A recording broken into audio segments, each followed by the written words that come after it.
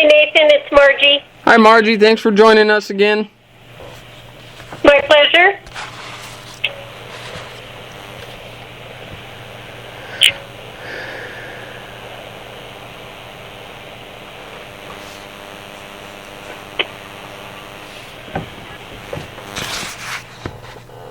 Okay, I see Peter here. David, you're on there. Yep. Looks like we're waiting on a couple more.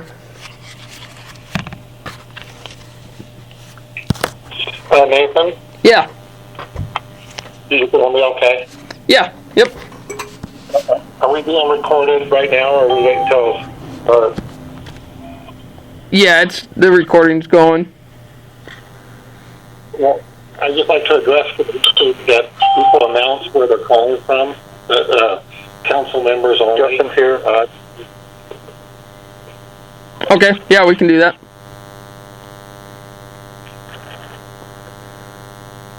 Okay. Looks like we've got all the council on there. I will go ahead and call the meeting to order at 7:01. Thank you guys for joining us. We should. Let's go ahead and recognize visitors real quick, and then council members, when you introduce yourselves, if you would state where you're calling from. Sherry McClellan. Jess Silhan. Denise Hollings.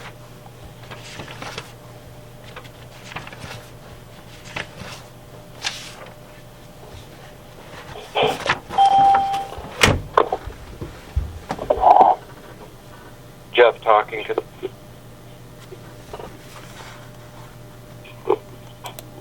Okay, council members, let's go ahead and have you guys state your name and where you're calling from this time. Peter Davenport calling from home. David calling from home.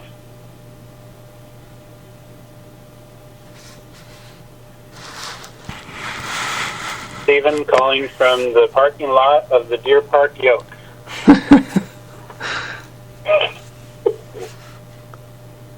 Justin calling from the coffee shop. All right, and I don't think we have Levi with us. I'm at City Hall. Where's Justin from again? Where's he calling from? I couldn't hear the last part. The coffee shop. Coffee shop. Thank you. Alrighty, well we'll get going here. Okay, there is a real quick change to the agenda. I planned on having the stuff for the building inspection services ready to go, but we still got to do a little work on that. So I want to strike that, and that leaves us with just the coronavirus relief funds. So I called the meeting to, we had talked about it at the last regular meeting, and I wanted to call this meeting to expedite things a little bit on being able to get some of that stuff going. So Stephen, you guys got the email. Stephen and Justin were working on this, and you got the email from them, and so I'd just kind of turn over the floor to them and explain kind of more on the email and let them talk a little bit. So Justin or Stephen, you guys go ahead. Great. Thanks, Nathan. This is Justin. So, did everyone get the email? Has everyone seen that? Yes. Council members? Affirmative. Okay. So, I don't know what else I identified. Originally, identified 10 businesses in there, and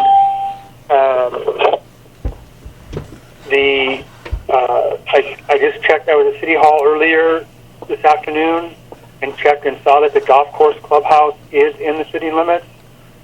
And then it came up that obviously U.S. Bank was not on that list, and so I don't know if they'll accept it or can't accept it. But that's the 12th. So I initially said there's 10 businesses with storefronts and everything, so that would be 12 businesses. So just wanted to make that update, I guess, too.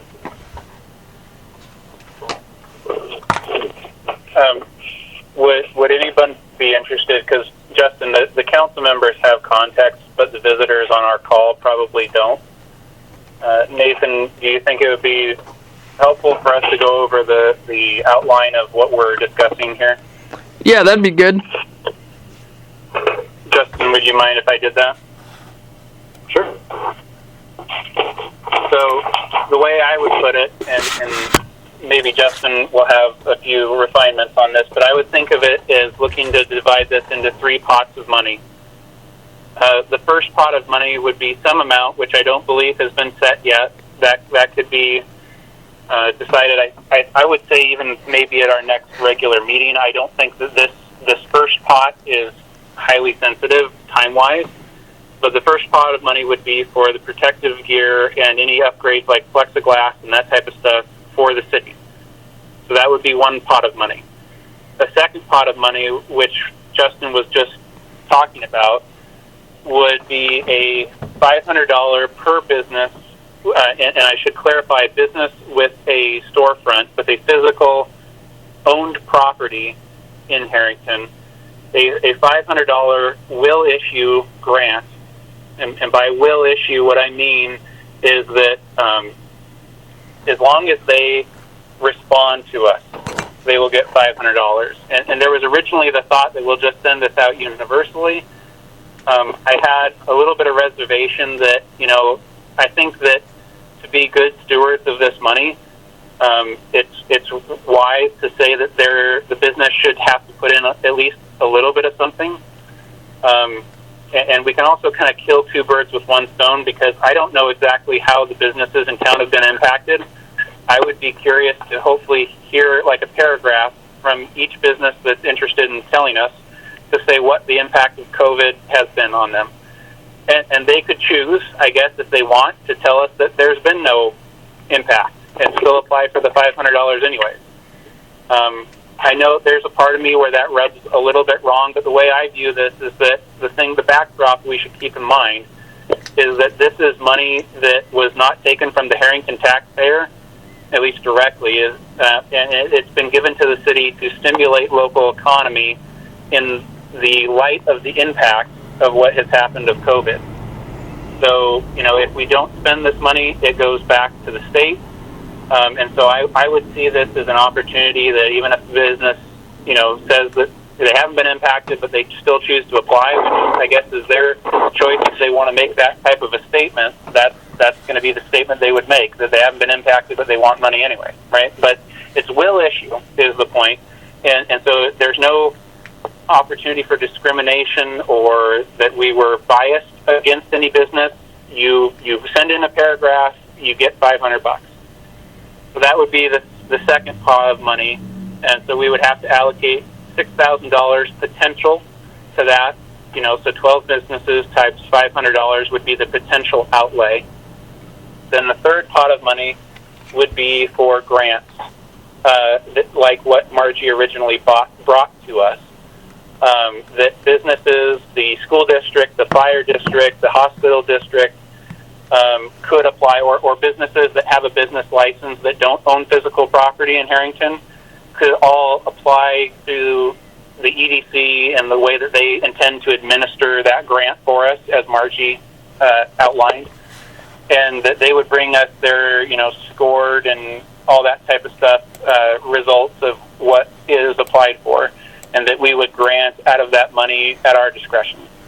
And that would be whatever is left over from what monies we don't spend on protective gear from the first pot of money, what we do not put out in terms of the general will issue grant, because I'm thinking there are some businesses that would not respond.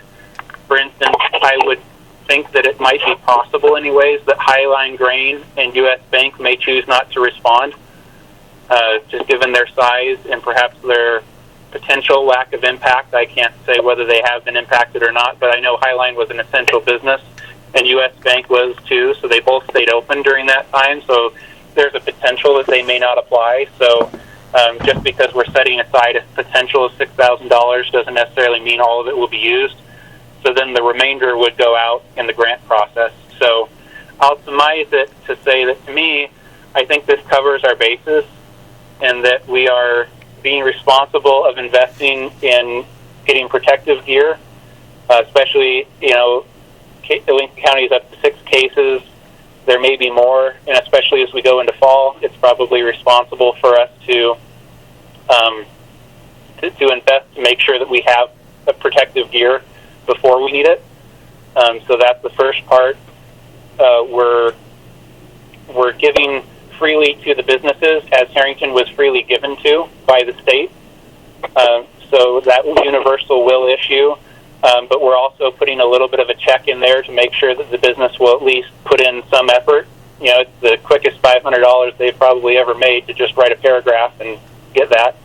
And then for the bulk of the money, which it would be the majority of $25,000, there would be that discretious process of looking through the EDC, having a third party evaluate the applications that come in and give us recommendations that we would then take action on that could benefit all businesses that have a license within the city scope, and then also the various service districts of the school, health, and fire.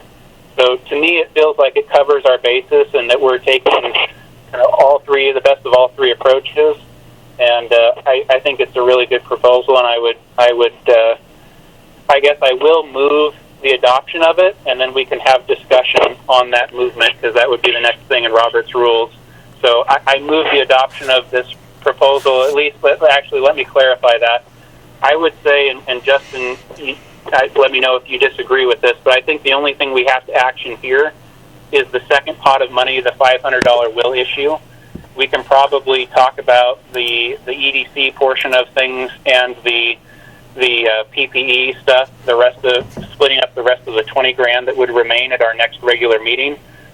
So I think that the part that we need to action here today is that second pot of will issue money, and I would move that we allow any business within the city limits of Harrington, which would be the 12 businesses, the 10 that was sent out in the mail, plus U.S. Bank and Golf Course. So the amended list of businesses in Harrington will receive $500 from this grant money after they have submitted a paragraph saying what the statement, making a statement of what the impact of COVID has been on their business.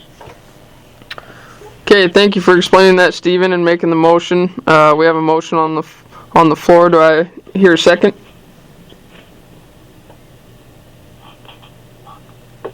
Hey, Nathan, I got a question for you. Before you guys finish that, I just want to ask a question real quick. Okay, let's How come? let's go to discussion here. Let's see if we get a second, then we can go to discussion here. Justin seconded that. Justin, I'll second it. Okay, we have a motion and a second. Now we'll go to discussion. Go ahead, Denisa. I just was curious. How come the whole council doesn't meet on this and make these decisions? Why is it just 2 people? I don't think anything's been decided. So this is Justin. So this was discussed at the last council meeting, that we were going to have a special meeting to get to it, and so no one brought anything up. So Stephen and I took the initiative to reach out to these businesses and to bring this to the council tonight. So the whole council is making a decision. This is just our ad hoc committee, as noted in the email you probably saw from David that I sent to him. I did, get the ball rolling. Who appointed the ad hoc? Who appointed that? I did. Nope. This was dealing with money, so as part of our budget committee, I thought that it was appropriate that those people should work on it, and this was just a proposal to bring to the council. Well, the COVID funding is not part of your budget. Correct, but it will be at some point, and we would have to amend our budget to deal with it, so it does technically That is fall in the correct. budget. I'm aware of that, but that I The really council thought. is free to vote down this proposal. Nothing's been decided. yeah. I think it's kind of odd that 2 would just take upon and go without including others to even get to this point of approval. Or Well, we talked about it at the last council meeting, and so every council member had an opportunity to talk about it. 2 council members got together to make a proposal to present to the council for them to make the decision. So that's how most councils work. They actually do stuff in the off hours, bring it to the council to decide, and then make the decision. Justin, I'm very aware of how councils work. Mayor, can you please call the order? No, this is not for public discussion. This is for the council to discuss. Okay, point of order. Let's go ahead and have the rest of the council ask questions or discussion, please. Yeah, this is Peter. I have a couple of questions. How is the list of businesses assembled? Were people polled? Were businesses polled on this, or we talked to the Chamber of Commerce and like, went up and down the street, the main street of Harrington, and other businesses that we knew. So we reached out to the chamber to ask them for who was on there. This, as I mentioned here, this was the best list that we came up with. Obviously, I didn't know about the golf course to begin with, and I said I had to check on it. And then it also came up that U.S. Bank should probably be listed on there. So it wasn't meant to be exclusionary. It was meant to be, those are the ones that we could identify. The city of Harrington does not require a city business license. So I also went to the EDC website to look for different things. But the challenge is that there's a lot of businesses that list Harrington as a location, but they're actually in the unincorporated Lincoln County, not within the city limits of Harrington. So that was our best guess of the businesses. yeah? Just a comment, if I may. The only thing I commend the council members who've drawn up the list and processed this information. The only thing that makes me a little bit uncomfortable is that the public was not polled as to whether they would like to apply or appear on the list for the so-called second pot of money. There are a lot of virtual businesses, home businesses in town. I'm thinking of lawn care businesses, for example, that may benefit down the road, but they might like to have been included in that list. So, if I could respond. Yeah, go ahead. One of the that was made is that this essentially works out to more or less 2 months worth of water, sewer, garbage at a business rate. So one of the thoughts behind this business is these are the people who are paying into the city for utility rates. So this would be essentially giving a 2-month refund or rebate, if you will. That's not an official term, but to think of it as a compensation for 2 months of water, sewer, garbage, and to the businesses that actually are paying that in. Businesses that do not own physical property would not be excluded because they could still apply for money. And keeping in mind, $5,000 or $6,000, I should say, would be the amount in play for the will issue part of it, but a vastly bigger sum of money would be at play for applying to grants looked at by the EDC. Yeah. So there would still be plenty of funds for other businesses to make their case about their impact and to apply for additional funds. That's how I feel with it, but I can at some point either it's going to be universal enough that it would be any business with a business license in Harrington, or you have no universal will issue. So at some point you're going to draw some lines somewhere, but that's I guess how I view it. Yeah, it's pretty well thought out, I think. Nathan, this is Justin. Can I respond to Peter too? Or Yeah, go ahead. So Peter, the other thing was, as we talked last time, so that the county, there has been grant opportunities available to the county already, through the county already. I know they've had at least 2 different funding sources or funding rounds. To my best of my knowledge, that money may or may not have been released yet. I know at least one round of it has not been released. And so this was like an initial $500 is not a token amount, but it also, like Steven said, it's about 2.5 months worth of utility cost here. at 163 or whatever it is.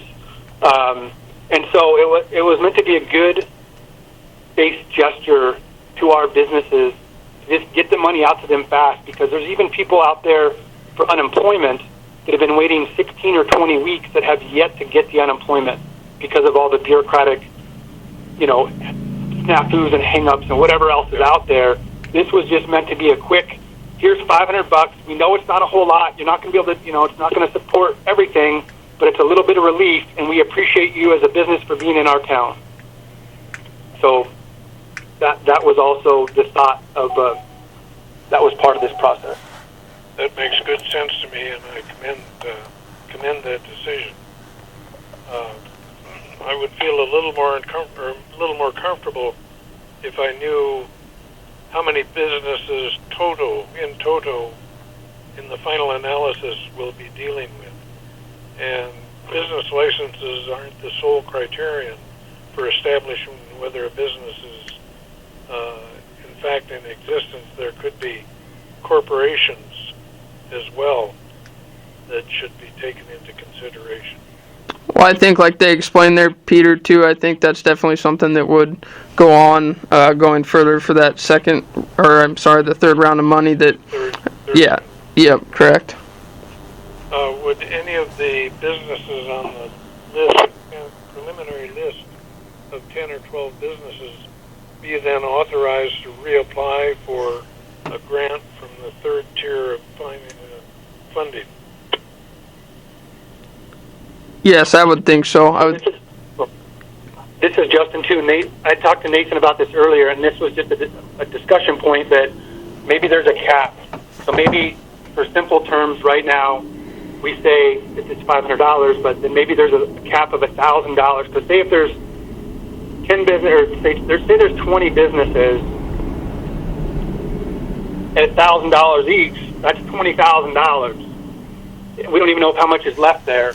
So, again, that could be part of the criteria that we do with Margie on that third pot. But, say, okay, that there's a cap that it's $1,000. So if you got $500 the first time, you can't get the $1,000. But if there's a business that we didn't know about, or that it didn't apply the first time, but then applied the second time through the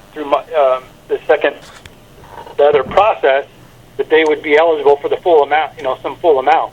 We don't know exactly, again, how much the city might need. There's several needs that Nathan has identified that the city might need or could use for these COVID funds. So this was an initial, not to make sure the city was going to run out of money for their own needs first, but this was just a quick, hey, here it is. So those are a lot of the things that I think that, again, we discussed. We started discussing at the last meeting, and then we wanted to have a special meeting, or it was discussed to have the special meeting, but then at the next full council meeting, have this discussion, be ongoing to lay out some of these things, or work with Margie to say, what should the criteria be? Nathan brought that up at the last meeting with Margie.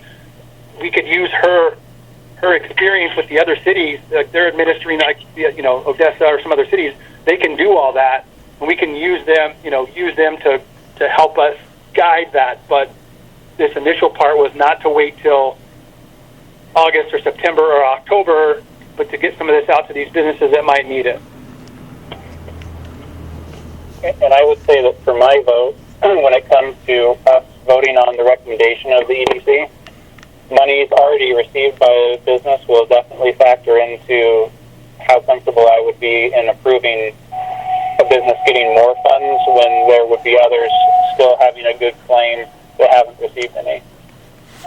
So I guess my point in that is that not only could we make a hard cap, but I think also a number of the members will also have personal consideration as to what would be equitable in such situations of a business double dipping when others have not yet gotten any. Yeah. Good point, Stephen. Okay, I would be curious to hear from David. I know we've discussed this back and forth with Peter. David, how do you feel about this? Okay, I kind of have a different approach to this, fellow councilman, Mr. Mayor. I think some of this sounds good, but I think some of it we're getting the cart before the horse. I've been doing quite a bit of research in the last couple days, and from what I'm seeing, several key words that you guys mentioned, I have a concern over, calling it grants, calling it goodwill gesture, and of that nature. And I know from what I'm reading, the United States Treasury is behind all this and is going to be the oversight for these funds. And it really states, in everything I've read, that this is for expenditures, necessary expenditures incurred due to the public emergency, due to the COVID-19 related business closures and interruptions. Like I said, the three-tiered, I would not exclude the city. We have expenses, and as well as businesses. But I'm kind of wondering how the figure of 500, you may have mentioned it, but how that figure was just thrown out there. Because I'm sure there's probably some businesses that probably incurred a little more than that. So my concerns are, how do you be fair to them?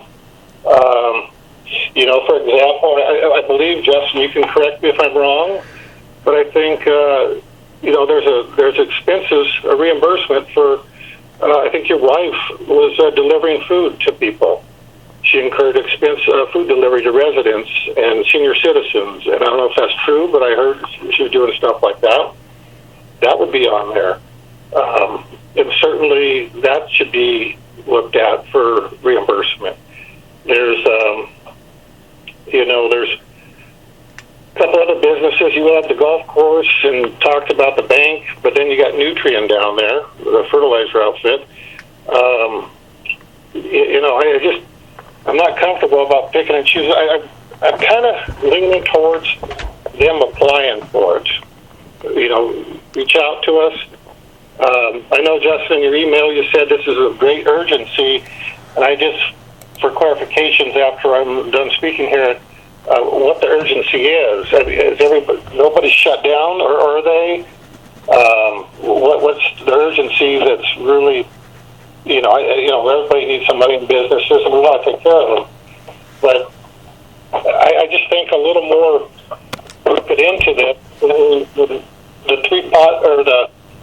three pots of money that Stephen so gracefully explained and very well.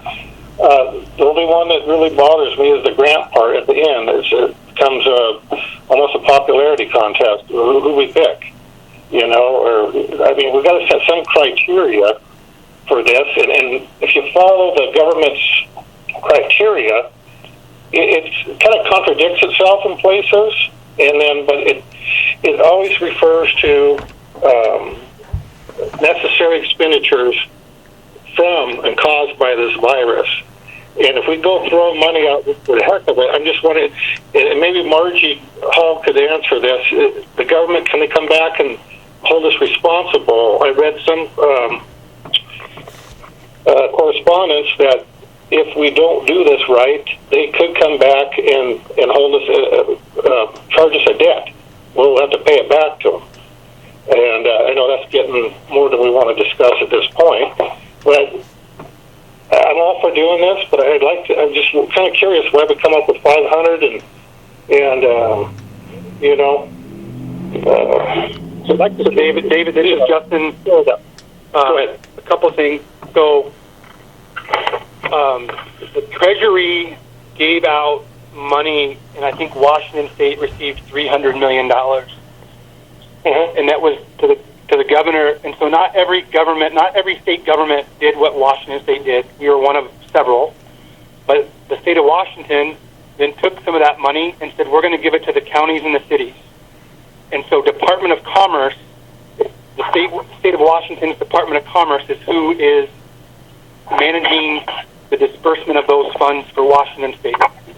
And so that's what Nathan, Margie had mentioned on the last call, and then Nathan, I think in the time has done that, or has started the process, has reached out to the Department of Commerce to get that stuff set up in order to start being able to get reimbursements, whether it's for the city or for whatever. There's a pretty broad list of what you can do with the money. So, for example, in this week's Spokesman Review, Benton County received as a county they received $250,000. Well, they bought a building that they're going to use for elections because of COVID, because their current building is too small to meet social distancing. So they use their money for that. That was one of the things they chose to do.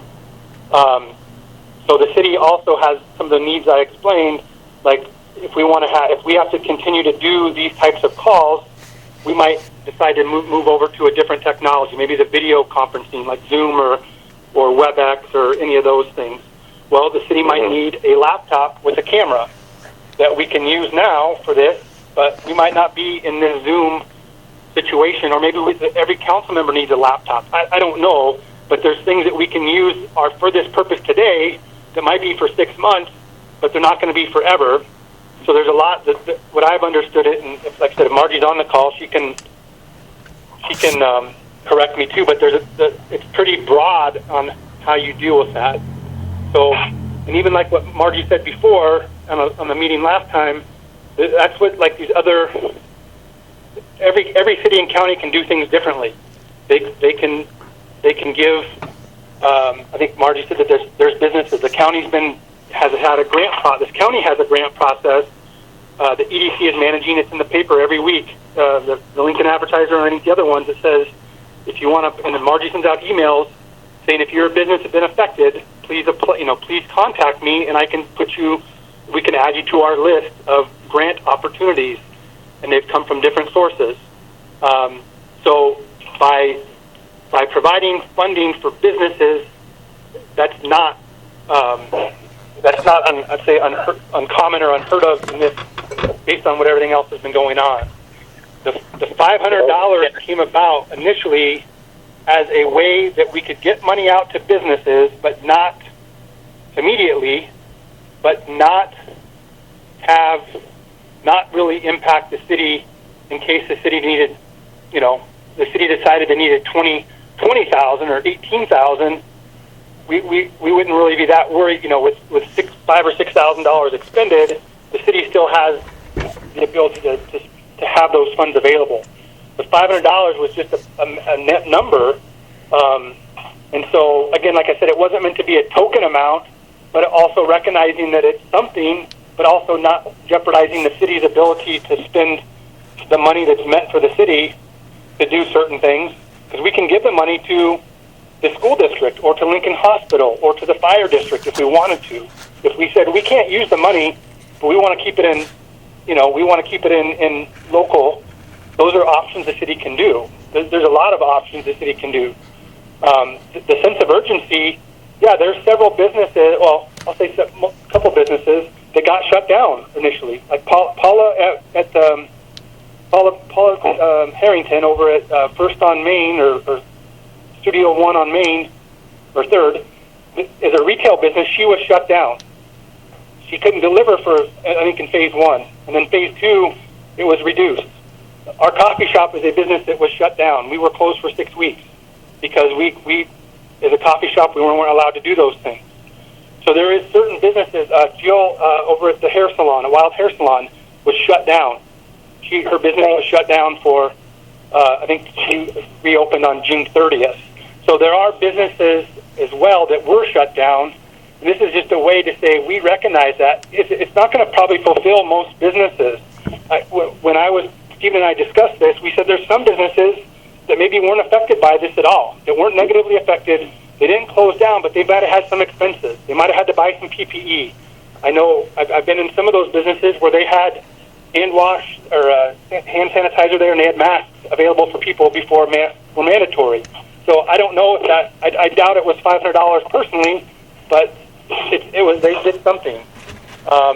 So that's where that came about, and then finally, and Stephen mentioned this too. We had to draw the line somewhere. We discussed things like churches. We have, I think, 4 churches in town. We have the senior meals. We have the Opera House Society. We have all the service clubs. I mean, at what point? I mean, those are all people that are, I know a couple of those. 501c3s have been negatively affected. Like the Opera House for one they've been canceled. So they might be something, but they're a nonprofit. They have the same expenses as a for-profit business. I understand that. So that was just the thing that we said we had to draw the line somewhere at this point, and that's what we thought was the easiest way to distribute this and get the ball rolling, and then still have 99% likelihood of having available funds. But it's not to say that those businesses or those organizations now can't apply for other funding from either they could have applied for PPE loans or for the county stuff. So those are hopefully those address all those things. David, would you mind if I think there's maybe a couple more points that I think you were getting at that I don't know if Justin fully covered off on. Would you allow me to have my response? Go ahead. Before you? So what I think I heard you get kind of getting at, first of all, is one, is it even permissible for us to have a will issue situation, and two, where does the line and what's the criteria? Is that correct? Yeah, it's pretty much. I know we can distribute them. Right. So I'd like to address my view on both of those separately, if I could. So the first one on can we do that? I would be more than happy to have our vote be contingent upon a review from Margie or whomever the council thinks is appropriate to ensure that we can issue this without a more fully featured. Because I think some of what you're getting at is that if it's for expenses, but we don't know what those expenses are, then how do we know that we're issuing for expenses? I think is kind of the thought behind it, maybe. Right. And I'd say that I would agree with that part of it, although my understanding of the CARES Act is part of the intention is also a bit of economic stimulus from what I've read. And so I think there's kind of maybe a poorly defined line of exactly what the intent is. So I would be happy to have someone, that we could vote that yes, we want to go this direction as a council, but that's contingent upon a sign-off that Margie would be comfortable to say that this is within the bounds of things. So that would be my response to the first part of it. The second part of where do we draw the line, the intent behind it to me is, you brought up Nutrien. I hadn't thought of Nutrien. I don't know if they're actually inside the city limits, but if they are, I would agree that they should be included. The criteria that I work with, and I don't know that Justin can say whether this is what it is exactly in his mind, but if we've missed any businesses, the criteria I see is that it would be a business that pays us for water, sewer, garbage. If they don't pay us for water, sewer, garbage, then that's not included here. To me, it's a pretty clear line, and if it's a person's business out of their home, I would say no for this bucket of it, because they would still have to pay for their home water, sewer, garbage, even if they didn't operate a business out of it. So I think we can define a pretty clear criteria to me. Now, a person could disagree on whether that's a good criteria, but I think it's fairly easy for us to define a criteria of what that is, and we can vote on whether that's a good thing to agree to, that we would agree on or not. But that would be my intent. And then as far as $500, I mean, when Justin framed it to me as about 2.5 months, I thought of, to me, thinking of it in terms of the number of months worth of bill of what they had sent us coming back to them seems reasonable. So if we wanted to instead say that this will be pegged instead of at $500 at exactly 2.5 months of water, sewer, and garbage, I would be happy at doing that as well in order to say why 500, because this is related to the money that they would have had to have paid us even when they were closed. Businesses that don't have a storefront and are not paying for water, sewer, garbage were not obligated to pay us any money while they were closed. Whereas the businesses with a storefront were, like Post and Office, had to pay us water, sewer, and garbage even when they were not able to get the benefit of that. So to me, and you feel free to disagree, but to me, that's where I'm seeing the clarity on why I think there's a good line of what we can do with this. But that's how I would respond. You explained it really well, Stephen. I appreciate that, and Justin, you as well. I just want to clarify that, one, first, reimbursing people that delivered meals and stuff like that, I didn't get an answer from Justin. I don't know if it is or not, but that doesn't matter. Whomever is doing that. But how I read it, the $500 for everybody, and I'm looking at the list here, and I understand the postal office closed for a time, and I'm thinking the bills incurred paying water, sewer, and garbage, it might be more than $500. So what I'm trying to get at is we're making it all even, but some businesses might have more, or people put more PPE out, or had more expenses. Well, I just don't. Right, I think that's why they can come back. Sorry, go ahead. Go ahead. I was just going to say, to me, how I deal with that concern is to say that they can come back and apply with the EDC for additional funds to make their larger case. One of the things that I discussed when Justin initially proposed the concept of a universal will issue was my concern was exactly like yours, to say that the impact was not all even. And so one of the things that I had told him as I responded to that is I think there should be a separate pot of money for people to make their case. Were this the only funds that a business could get, I would be having the same exact concerns that you are with it. But being that this is only a part of the solution, to me, I think there's a way to recompense the business appropriate to their loss. Well, it's all great, but from my standpoint right now, the only thing I would ask and request that we'll get these people to apply for them, basically, and I'd like to see all the council members involved going forward with this. And I'll vote for it if we all agree to doing that and transparency. Not saying that you guys are hiding anything. It's just that it's nice to know a few things. And I listened to the last meeting, and there was a lot of information thrown out there. Honestly, that over these dang phones, you feel like you're talking to yourself in the mirror. But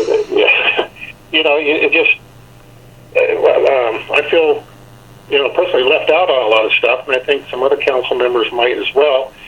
And I just ask out of respect for the positions that we share more readily if we meet, down at the coffee shop or meet at this, or wherever we want to meet, in a backyard someplace, and discuss this. I think it would be more beneficial for our meetings going forward. So, David, do you think going forward for this next process for the application part that you would rather have the city administer those funds rather than the EDC?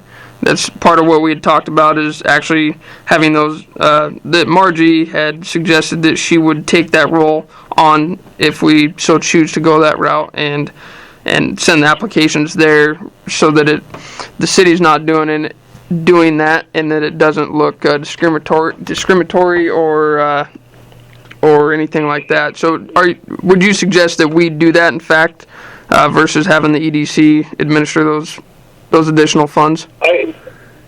So we'd be the bad guys, right? No.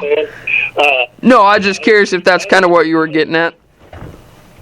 I'd like more of a hands-on our city council. I'm sure we're all bright enough, and I think if go forward with this, but involve everybody, and I don't know, formally or informally, I got to look at the rules of that. I just said that escapes you a minute. David, too, this was meant to be like Stephen made a motion. So even if we were at a regular council meeting, I mean, anyone at any time, you could come up at the next council meeting to make a motion and have somebody else second it. That's what this process is for. We tried to bring it out. You said so formally we can't. Not more than 2 council members can meet on a committee. That's why our committee is set up with 2 people. We're not allowed to do that under Washington state law. So this was to be like, hey, we're doing the legwork right now, and we're presenting it. And And Well, yeah, I guess. yeah, I mean, I think we need it to kind of happened. maybe have the. Sorry, Justin, go ahead.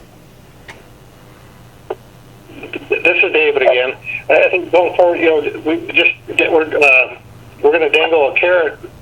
I don't know. Is there a form? Obviously, I've heard about this form that they have to fill out, or you guys have mentioned that they write a paragraph or whatever. And Margie, please speak up if there's a form that these businesses fill out and turn into us. And I'm not even sure what it would ask or say on it.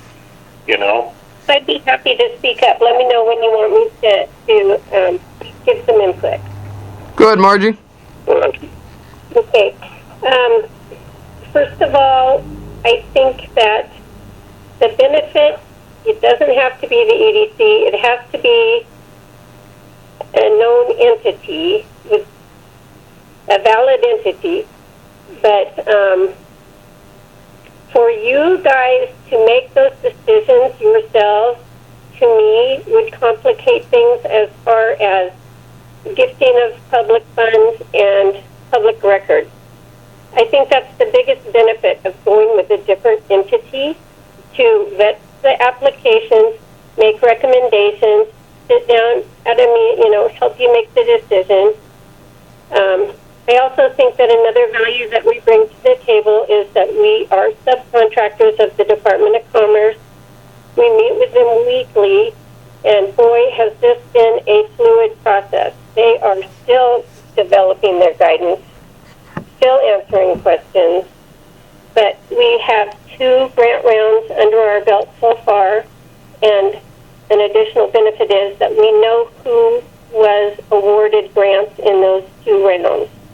And there are businesses from Harrington that have been awarded, and so that's another benefit that I think that we bring to the table, because when we're looking at those grants, we would not likely consider the folks who were already awarded for your grants, and then that way it would go further, and you would have the opportunity to say, why didn't you award these people? And then I could say vaguely, I can't give detail, but I can tell you because they've been awarded. I can also tell you that there is more grant funding coming, that the EDC will be administering, and that is why we have been running ads. We don't know all the businesses in the county. We is me and one 10-hour accountant and tourism gal. So we need businesses to come to us. That's why those ads have been running. We have a list of 118 businesses so far that have contacted us. And then out of those 2 grant rounds, 37 businesses have been awarded so far. So there's lots of businesses that have not received at least funding that I am familiar with. They may have received an EIDL loan. They may have received an SBA loan advance, or a PPP. But as far as the other grants, we know who was awarded, and I think that will help in making sure that it's fair.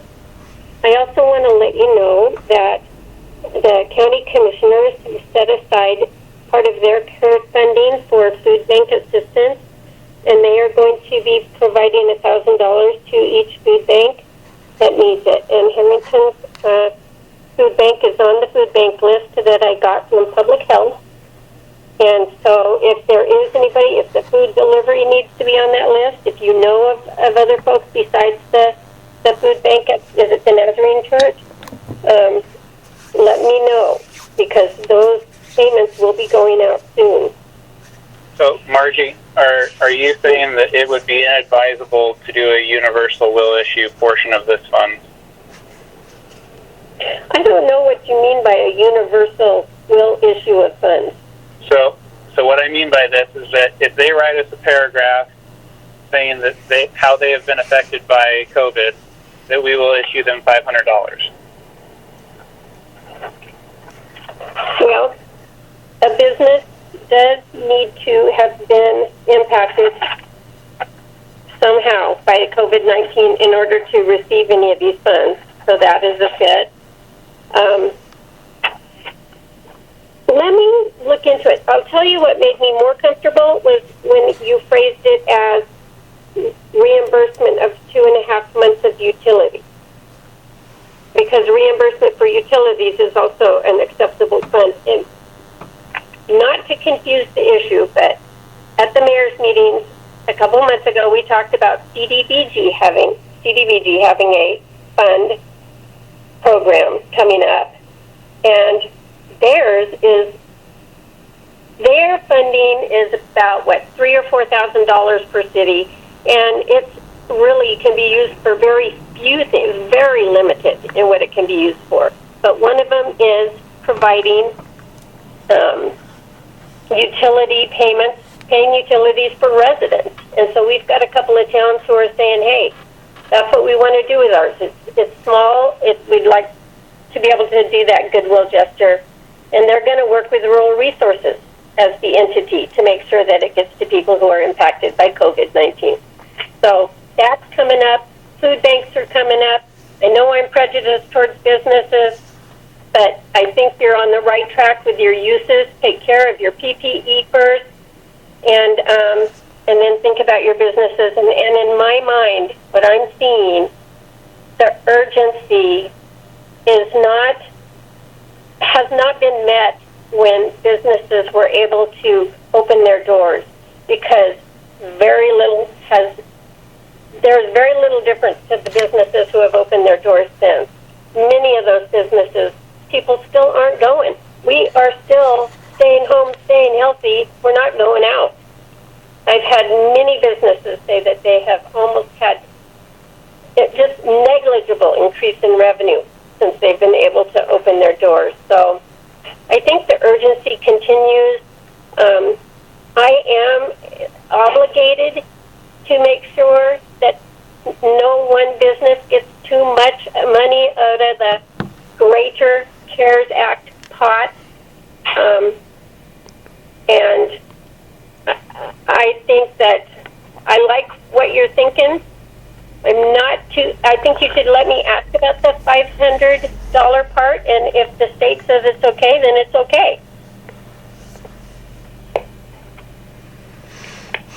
Well, Marty, this is Justin. Thank you, too, by the way, for... No, very helpful. But my question is, I guess, so the reason we thought about trying to do it this way, and like Stephen had mentioned, I think at least mine and his preference was to have the EDC, to have you guys facilitate the rest of that stuff because of all the reasons you just said, for the reasons that Stephen and Nathan also said about, showing favoritism or the appearance of that. But some of that process is very red tape right now, and there are businesses that have applied for those or any kind of funding, or even people trying to get unemployment, and they're caught in a myriad of red tape. And so yes, I absolutely they agree. are stuck. And so this amount was meant to be like saying, hey, because when I was the mayor last year, I always heard, hey, we're only Harrington. Why do we have to do all this bureaucracy? We're the same, even though we're 420 people, we have to deal with the same bureaucracy as Spokane or Seattle. We have less resources. But so it was meant to be like no frills, no red tape. Just hey, we want to get it out there. And Stephen's point, like I said, so for the council, one of the things, like I was the one that said, let's just write a check to those businesses. Let's just say, hey, here you go. We know that, and Stephen said, well, I don't know if I like that, and I don't disagree with his reasons of let's get a reason, because then Stephen said the rest of the council will know, hey, is 30% of our businesses affected? Are 70% of businesses not affected? We don't know that right now because we don't have no one that I'm aware of in the city of Harrington, either from the chamber or from the city, knows that. And so, Stephen, I thought that was a great point, because then we can say at least we know. But again, I think there's some businesses that probably, that were essential, that were affected differently than other businesses, but still had some expenses. Now, are they that amount? I don't know. But I thought that the reasoning behind that just get it out, was because it's already now July, almost August, and there's some businesses that haven't been able to get anything for whatever reason. that's no fault of anybody. And so that was the rationale there. And maybe it's flawed rationale based on what you're saying, but that's what we were trying to accomplish. Well, if you would give me a chance to do some double checking on that, I mean, you're right. All of this funding has moved as slow as molasses. I mean, it's just painfully slow. So what I would propose at this point is, it sounds to me like the city is obligated to understand that there was some degree of impact. It's perhaps a little bit unclear as to what is the line for how much impact do we need to understand is in place before we issue. And Margie would need to see what is the basis for that. So this would change the proposal somewhat, that we cannot just universally issue. We need to know that there was impact. But I would still be in favor with trying to make there be some availability of funds without a more drawn-out effort, that there would be a pot of funds that would be very immediately available, and then a separate pot that has more discretion applied to it. So maybe we don't have the information that we need to come to a vote on this, and that perhaps we would need to have a second special meeting. When would our next regular council meeting be at? Anyone have that date in front of them? It would be August 12th. Yep. August 12th. Oh, yes. And that's three weeks-ish? Ish, yep. From yesterday. I would for my 2 cents, I would be inclined to have another meeting next week with hopefully the information in hand to do a vote, because in my opinion, I don't think we can move forward in good conscience until Margie has checked a few bases. And you can check with your clerk and make sure you've got all the commercial businesses on your list that are within the city limits that have storefronts. Here's Right. the requirement from the Treasury Department. The businesses have to be suffering from employment or business interruptions due to COVID-19 related business closures. So it doesn't necessarily, obviously, if the business is closed, eligible. It can also be, for example, an automotive business. They weren't closed, but their business dropped dramatically because travel dropped dramatically. So, right. So in other words, we just need to establish perhaps that assertion of impact is sufficient. That if the business asserts that they've been impacted, that is sufficient enough for us to issue. and I would guess that probably most every business in Harrington has felt the impact one way or another. Margie, do you have something that you could suggest on how we would get that answer from our businesses, whether we send them something to fill out, or have you seen that somewhere else where they've done a survey or some way of finding out if they've been impacted and how so? Well, only through applications is all I've seen, but I think that you just have a unique idea, and we just need to ask. Unfortunately, their employees are furloughed on Fridays this month, and so there won't be anyone to ask tomorrow, but I could ask Monday and share what I learned with the mayor. I really think you can do what you're thinking, as long either as a reimbursement, consider it a reimbursement for water, sewer, garbage. I think that's a pretty clear way of doing it. Yeah. I think it's good for us to tie that to a multiple in order to make it clear what's our intention towards the amount. Yeah. And who's eligible maybe for this first round too, like she's saying, where this is being deemed as a reimbursement for utilities, and then that, like you had previously stated, that would allow us to, draw the line of eligibility. Yep. And Janice could provide a list of commercial customers within the city limits that pay water, sewer, and garbage. Yeah. Right. So I withdraw my motion. I think I can do that. And I would ask that we meet in a week, sometime next week, hopefully with the information in hand to take a vote. Okay. I think that's. I send a decision. Yeah, I think that's proper. I think we should just make sure that we cover our bases. I definitely don't want to jump the gun and do something that is going to jeopardize the money down the road. I'll get that. As a seconder, I'll withdraw my second too. Okay. Do we need to vote on pushing the meeting off, or we can end it there? I think we can.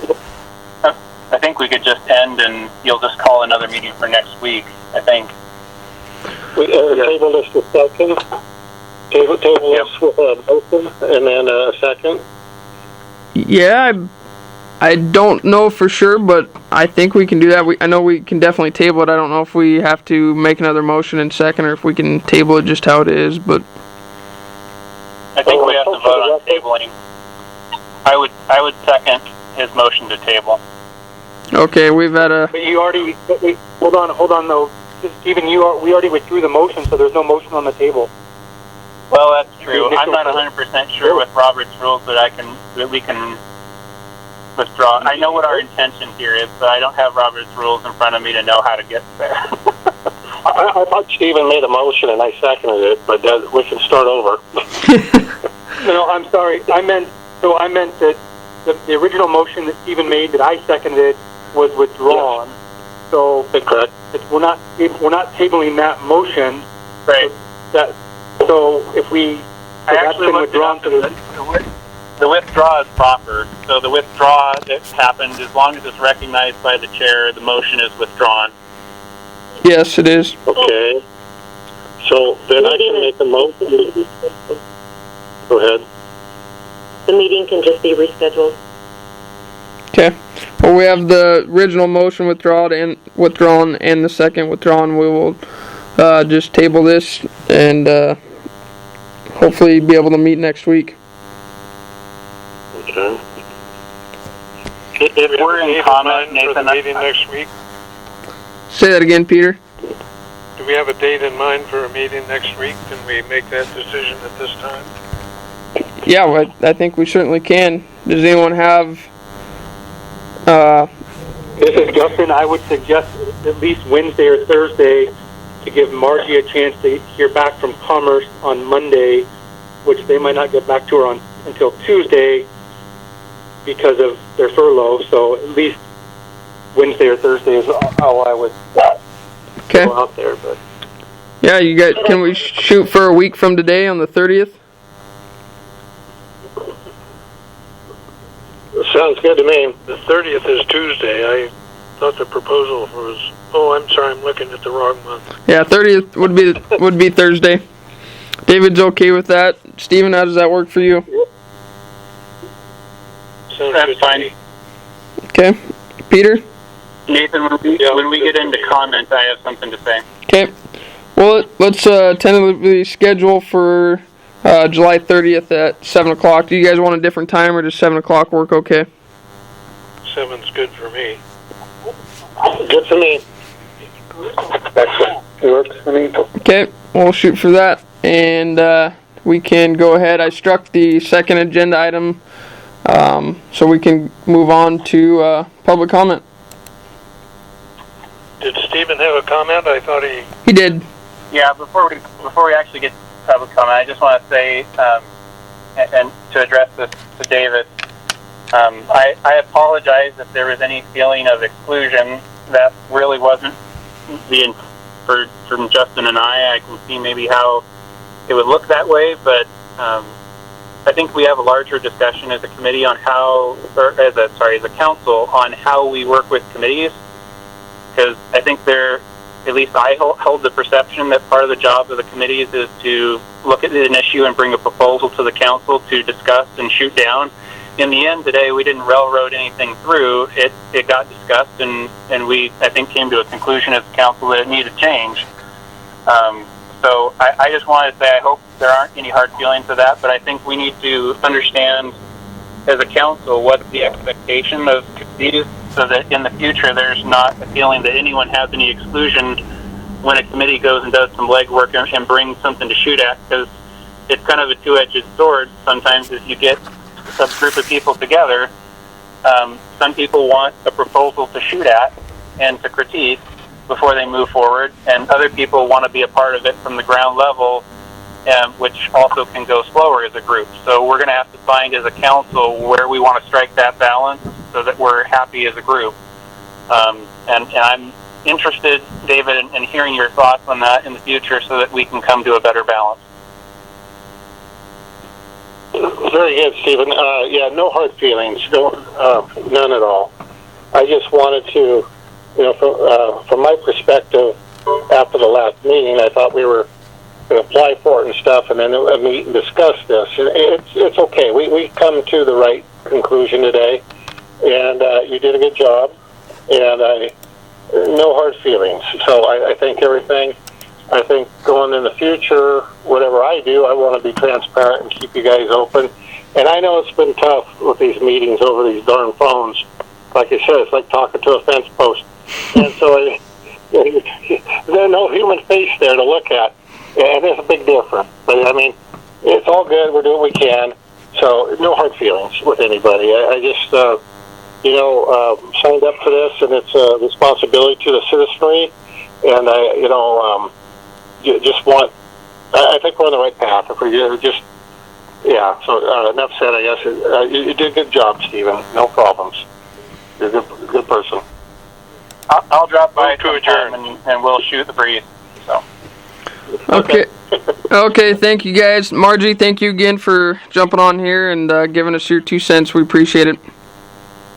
You're welcome, and I'll let you know what I find out. Okay, thank you. Thanks, Morgan. Thanks, everybody. So, Nathan, Oh, yeah. Wait, Nathan. Yeah. We have to do public comment and actually vote to adjourn, because that was my comment, but we didn't actually open public comment. I did. That was public comment, but we do still need to move to. We do need a motion and move to adjourn. Is there any other public comment? Because I jumped in right away before other people on the call may have had an opportunity to speak. Okay, at this time, if there is any other, we'd hear them.